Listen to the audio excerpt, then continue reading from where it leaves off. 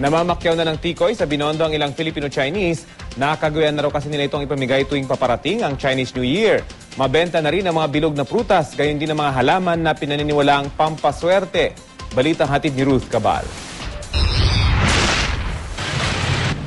Ang pamilyang ito namamakyaw na ng tikoy. Taga Paranaque daw sila pero kada taon ay pumupunta sila dito sa Binondo.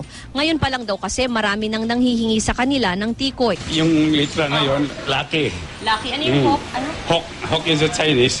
Ay, may blessing. Siyempre, may pangbigay tayo. Di ba? Bigay na rin ko kahit na pagkunti-kunti lang. Tulad sa mga Pinoy, kapag bagong taon nila, ang mga Filipino-Chinese ay nagpupunta rin sa kanilang mga templo. Ang shrine na ito sa isang iskinita sa Binondo, dinadayo raw.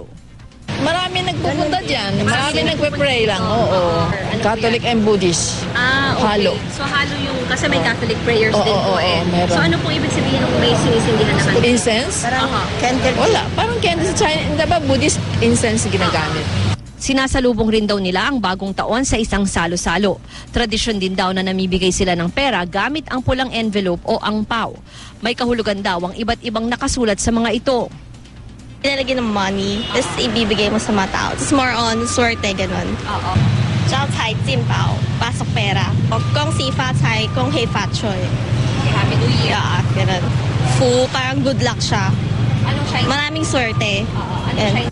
Bukod sa mga lucky charm na buong taon namang mabibili sa Binondo, marami na rin ang mga nagtitinda ng pampaswerteng bilog na prutas.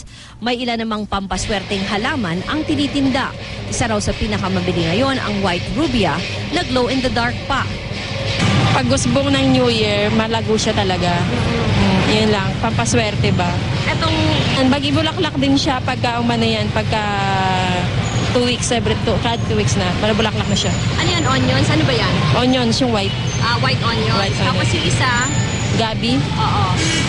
And every year naman yan. Pampaswerte naman yan sa mga may konti anak. Oo.